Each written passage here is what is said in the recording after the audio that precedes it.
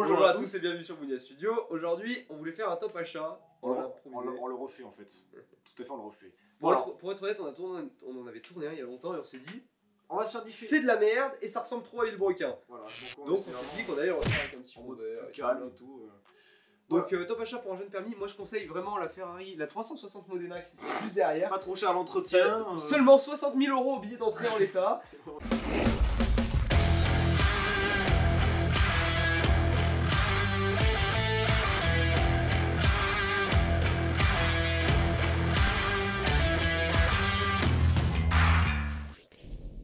Les premières voitures qu'on va pouvoir donner, bien sûr, vous en doutez, c'est les premières françaises. Hein, c'est celles qu'on a essayées moins cher.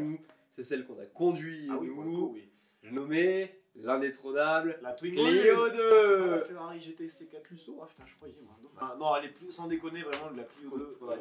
La Clio 2 Campus. Retrouvez l'essai de la Clio 2 juste derrière. Mais Campus, même pas Campus. Hein. Bah, c'est que la carrosserie est un peu plus, pas moderne, oui, mais ça fait plus récent. La Clio 2, toute génération confondue, à peu près tout moteur confondu. Ce qu'on déconseillera, c'est la C3, même si c'est tout ou rien. Même si c'est intéressant, les commentaires sur YouTube, c'est la C3 c'est bien, la C3 c'est de la merde. La C3, on a eu des commentaires, c'était tout ou rien. C'est l'un ou l'autre. T'avais les mecs qui étaient oui, mais la mienne, elle est 2008. Attends, il y en a, il m'a fait rire. Attends, la mienne, j'ai jamais eu de problème, elle a 33 000 km. Déjà, je suis là en mode. Oui, elle sort du garage, connard. 33 000 km. Mais c'est neuf en fait. Mec, si ta voiture a des problèmes à 33 000 km. km. Son rodage, c'est nickel. Heureusement qu'elle marche bien. Non, mais plus sérieusement, réfléchissez ça. Si vous avez des problèmes avec une voiture qui a 30 000 bornes, vous êtes fait douiller. Ramenez-la à la concession et demandez à vous faire rembourser, je sais pas. Fait douiller sale. Mais donc, du coup, la C3, on déconseille un peu la C3 parce que c'est une tenue de route qui est. C'est brinque-ballante. Enfin, c'est approximatif. Le terme est approximatif. Alors, en vrai, des trois, entre la C3, la 206 et la Clio 2, vraiment, vous partez sur toutes les bagnoles sauf sur une C3. C'est méchant, mais partez. Pourtant, la 206, en termes de mécanique, hein, c'est comme du Citroën, mais ça a été mieux fait. Mais dedans, c'est plus sympa. Pourtant, c'est la même chose. Dessous, en termes de mécanique, c'est la même chose.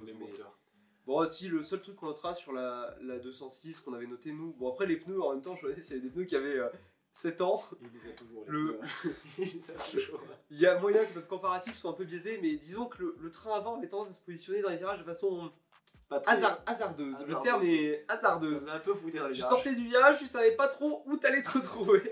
Si c'était le virage en face ou dans le lac à côté, mais derrière, on est toujours vivant. Celle qui tenait le mieux la route, c'était la Clio, mais là c'est pareil. Enfin, quand on l'a essayé, moi je venais de changer les 4 pneus, j'avais des Michelin tout neufs pour la route, donc effectivement, on a un comparatif qui est un peu biaisé de par ça. Mais ça va. Oui, mais ça veut dire que du coup, t'as une vieille voiture, mais que si tu l'entretiens bien, elle marche. Ça prouve aussi ça. Voilà, donc c'est des voitures, si vous en trouvez une avec un bon carnet d'entretien, allez-y. Ouais, c'est porte ouverte. C'est l'autoroute du YOLO, comme dirait ça. Même si vous avez des Clio 2, même la Clio 1, il y a un essai de la Clio 1 qui va bientôt arriver.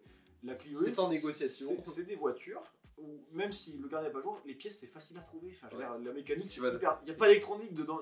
Plus vous aurez moins d'électronique dans une voiture, moins vous aurez d'emmerde. Si vous voulez acheter une Clio RS, achetez-la. Ouais, en vrai, c'est un jeune permis. Mais ton assureur, il va arriver, il va te regarder et va faire. Ouais, c'est un peu ça, tu vas te faire violer. Après, du coup, donc, chez les Françaises, il y a ça.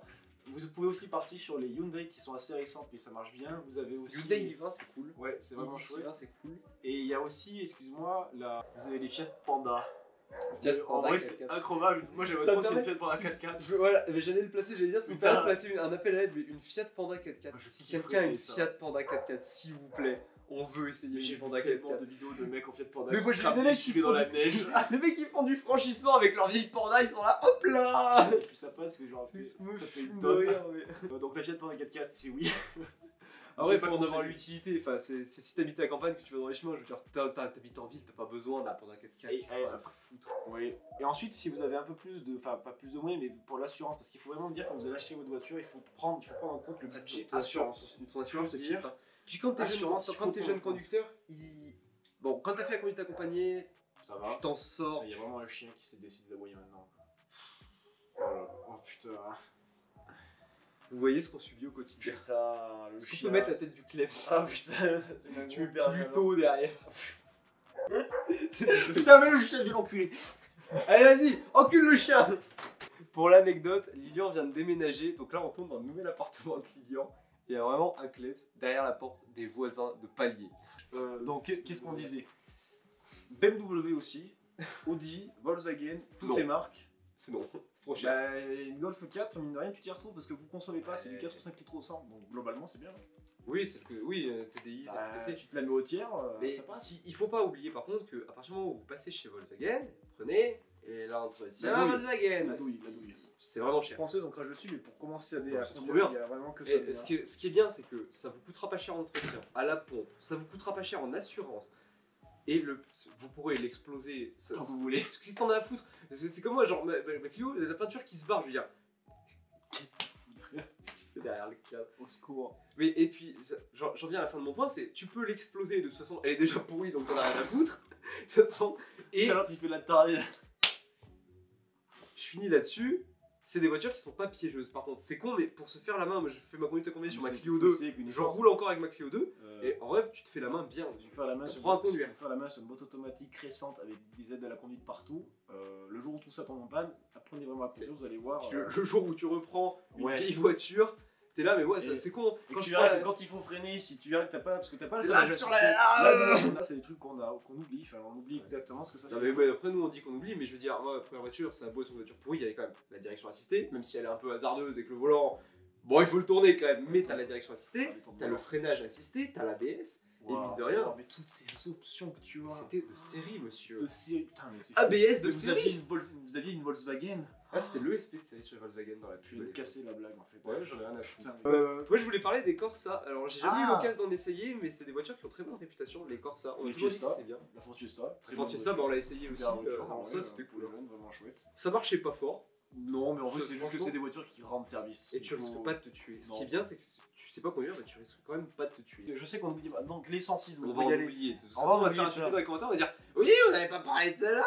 Ah oui, parce que c'est con. Une Saxo, c'est pareil. Il y en a une en face. Ouais, c'est pour ça que j'ai pensé. Si je vois par la fenêtre la Saxo verte, je fais une Saxo, c'est cool. Et en vrai, même la Saxo, même mieux que ça, il y a un truc, c'est pareil, j'aimerais beaucoup essayer. La Saxo VTS. Ouais, la Saxo VTS. Parce que ça. 100 chevaux là-dedans. Ouais, mais ça a la réputation d'être une voiture qui. Châssis, pour apprendre à conduire un peu vite, un peu sport, c'est pas piégeux, paraît-il. Enfin, moi, j'aimerais beaucoup essayer une Saxo VTS parce qu'on m'en a dit que du bien. Enfin, c'est con, mais.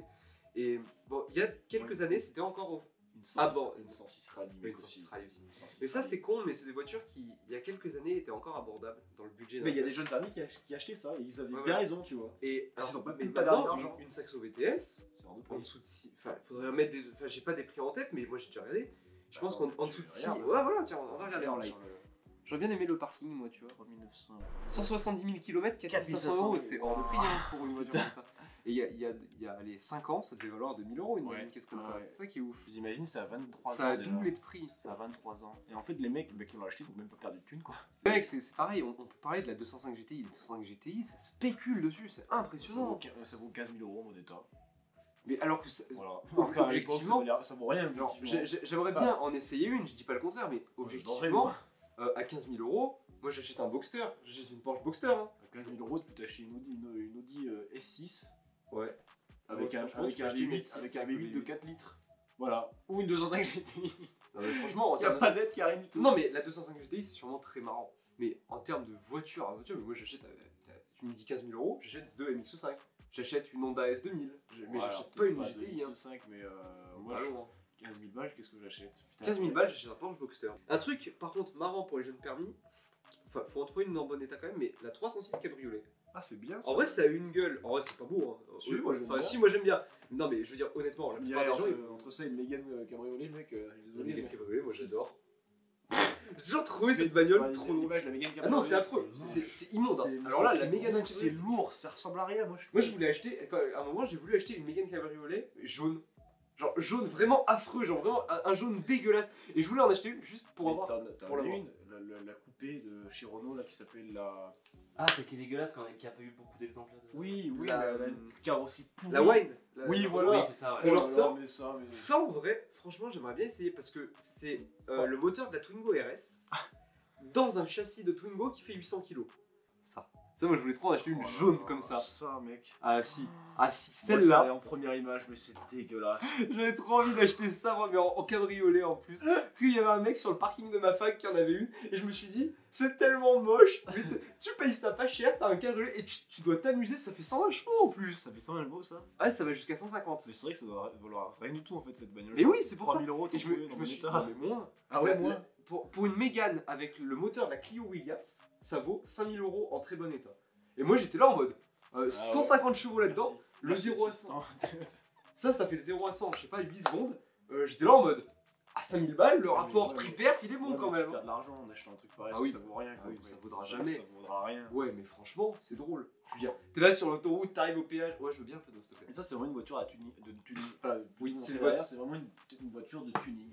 Alors, ça, pour ça, tu peux tuner tout ce que tu veux sur ça. Mais c'est des voitures qui ont souffert. C'est comme les 206cc, on en voit plein des tunés. Tu mettras des images. Les 206 S16, 206 S16 d'origine, c'est vachement rare à en trouver maintenant.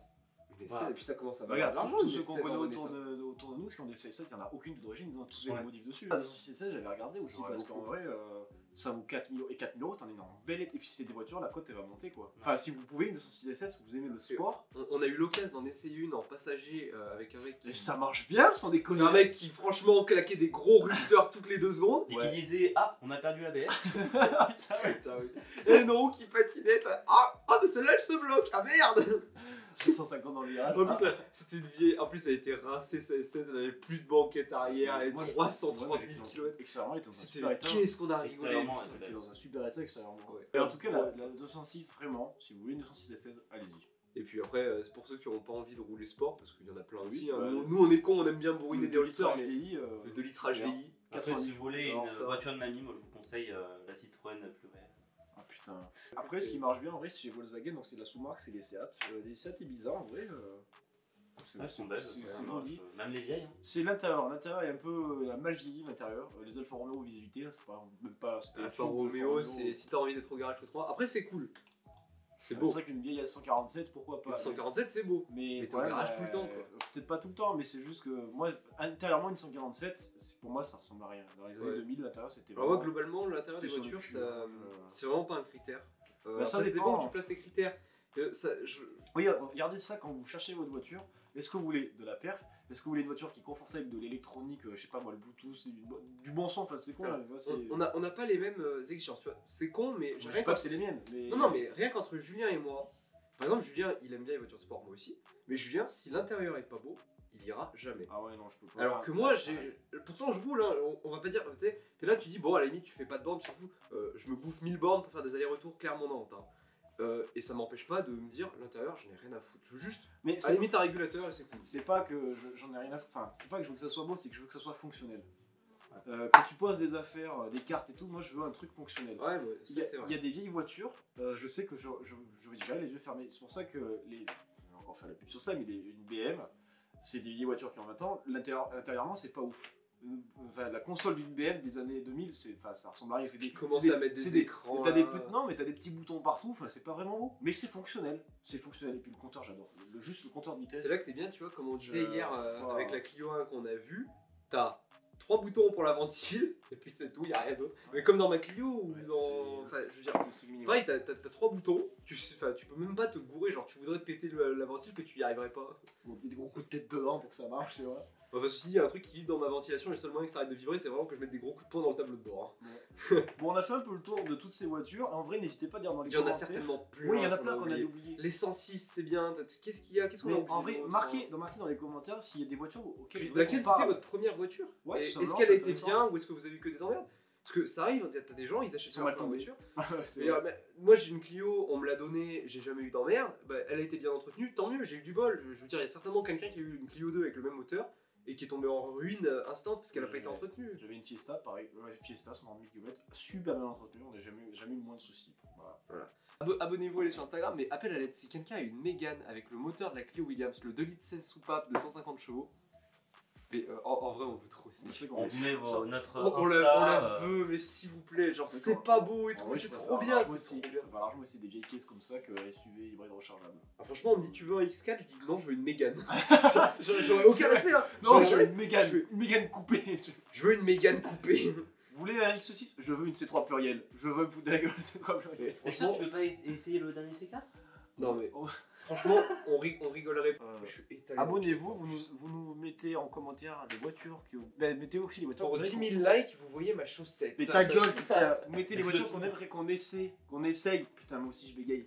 Les voitures, vous voudrez qu'on essaye, mais vous retenez bien tout ce qui est français, vous pouvez y aller les yeux fermés. Tout ce qui est petit moteur. Quelques Volkswagen, si vous avez un portefeuille un peu plus large, et vous pensez bien, l'assurance. L'assurance est une partie du budget, vous prenez vraiment en compte l'assurance. On peut terminer sur ça. Non, juste un autre truc. Pète la roulette.